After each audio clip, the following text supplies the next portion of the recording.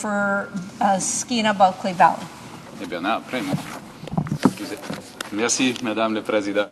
Thank you, Madam Speaker. It's a pleasure to be here and taking part in this debate because essentially it's a debate that's about climate change, and so it's crucial for everyone. And when I say everyone, I don't just mean everyone, but I mean the entire world. And it's, for us in the NDP, we find it extraordinary that we're having this debate, because in the rest of the world, they've already got in place a carbon exchange that's working very well. And my colleague, the member for Beauharnois-Salaberry, has presented an excellent motion because it contains the crucial feature of having an absolute target in order to achieve concrete goals. The Conservative government and the Liberal government before that have been disasters, and they continue to be disasters in our country. A carbon exchange is essential and would have to be integrated with that of the United States and then with the rest of the world, because without that it would be almost impossible for Canada to fight climate change. Well, with what the NDP has proposed in a bill that now sits before the Standing Committee on the Environment, that says that a target must be finally put into law. And the reason that we've suggested this in law is because we've seen successive governments present targets and plans after plans that don't come to fruition. And I don't essentially blame only the Conservatives in this, because they've learned well from previous Liberal governments who presented so many plans we began to lose count, but greenhouse gas emissions continued to rise at an unprecedented level, faster than our neighbors to the south, faster than virtually any other country on the planet. And there was this connection. I remember the former Liberal leader saying it, and then repeated by the next Liberal leader, that it is impossible to reduce greenhouse gas emissions while having an economy grow, so you must choose one or the other. I've heard the current Environment Minister and the current Prime Minister misrepresent the issue time and again, that these things are intertwined, that if greenhouse gas emissions rise, then our economy must rise. And this is the most false concept that's been presented in the debate around climate change to this point, and it must be brought out into the light to show that a carbon market, for example, is an enabler for new technologies and new growth industries that Canadians have been wanting.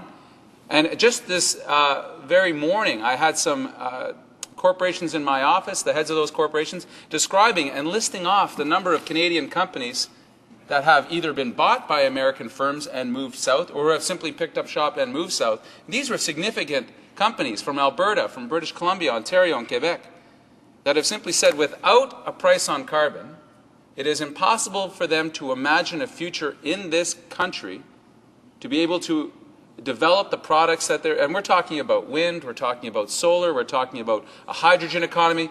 These companies have picked up and left and are continuing to leave, not because they want to, but because they feel they must, because they've seen where the action is, and it's not here in Canada. And as a good example, we've seen in the last two federal budgets, the American federal budget that came down and the Canadian, when you pull out the support for renewable energies, for example, and what each of our countries are doing on a per capita basis, so that's per person in the country, Canada, for every dollar we're spending, the Americans are spending 14.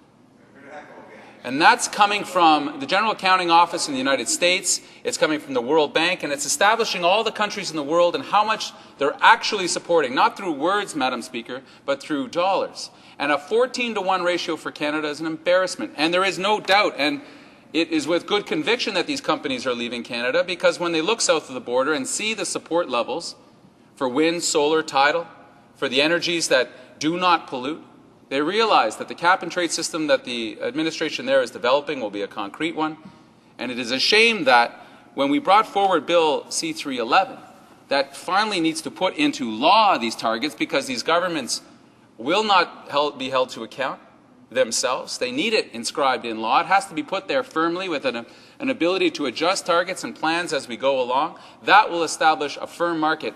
And at the Natural Resource Committee, we've heard from industrial groups from all sectors, including those in the fossil fuel sector, that have said we must have a price on carbon. We must be able to trade in that market, because without that, we can't compete.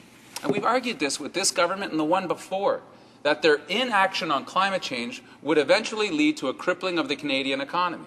The energy economy in Canada, including projects like the tar sands, because we knew a world market was coming, we knew a price on carbon. The concept of putting a price on pollution, the concept of having the polluter pay, is one that Canadians agree with. It's one that Canadians overwhelmingly support, and quietly over the number of years, industry has quietly been saying, yes, in fact, we need some certainty, because we can't do these large investments, these large projects, without knowing one of our major cost line items, which was eventually, and now must be, a price on carbon. We've even moved the Conservatives to admit to that notion. All this motion here is suggesting, and I'm amazed by the Parliamentary Secretary's views on this, and by extension, the Conservatives' views on this, that the notion of negotiating with the White House and talking about a mutually shared across our borders carbon market would be an anathema to this government, is spitting in the eye of the very industries that are going to need to trade on this market, the very industries that the Conservative government purports to support, like the tar sands in Alberta and the electricity sector across the country, that will need access to a continent-wide market. Because the price, as has been mentioned before, of just a domestic-only Canadian market would be discouraging, difficult, harder than it needs to be for Canadian firms. And I suppose the last piece I'd like to talk about is the government is very fond of talking about the costs of doing this for the environment or the costs of doing that for the environment. What has also been noted time and time again by Mr. Stern, formerly from the World Bank, and others, that the cost of inaction is extraordinary. The cost of not acting, and in the very week that we see more of the Antarctic ice shelves peeling off, and the week that we see a further report by the IPCC, which has been monitoring the GHG, the greenhouse gas emissions around the world, and the intensity of greenhouse gas in the environment, in these weeks we still see, in form, if not in word, denial from the Government of Canada, offline from Canadians. The enabling of the green economy can only happen if we establish a price on carbon. This needs to be noted time and time again. For this government to see that it is not one or the other, and to stop making the false posit for Canadians that they must choose between a clean environment, they must choose between a stable atmosphere and their jobs. We've seen now the taking over of the Chrysler. Canada sounds like it's going to have a member on that board. We've seen, and one of the key points in the restructuring of that part of the auto industry is to make more efficient cars, to make cars that pollute less. And we have argued with previous Liberal administrations, the current Conservative administration, when we were handing money out to the big three automakers, which we've been doing for years, for research and development, for technology to support particular plants, we've said, tie a little string to that. Ask them, as they're receiving public funds for this private enterprise, that they include plans for more efficient cars, that they make more efficient cars. We've been arguing this in the New Democrats since 2000, saying that this only makes sense because that's where the puck is going to be. Don't pass it where it was, pass it where it will be. And in fact, here we are today with the big three in near meltdown status, all of them scrambling to keep themselves alive, and part of their revival plan is to actually do what New Democrats suggested back in 2000 and presented to the then Liberal government a coalition between the unions and the environment, the auto sector itself, saying we can come together on this. We can find ways that we can make the economy and the environment work together. 311, Bill C-311, which allows Canada to finally get on track, to stop the games with the intensity and all the mess that the Conservatives have made of this file. Their plan has been supported by nobody, not in industry, not in the environment, not anywhere around the world as a viable plan. We'll have one in Bill C-311. These motions put forward and put on the table again the need for a carbon market to finally realize and understand the full potential of this country's green economy, a more sustainable economy that provides jobs that we feel more secure with, and that are for the sustainable long-term viability of our economy and our environment. Thank you, Madam Speaker.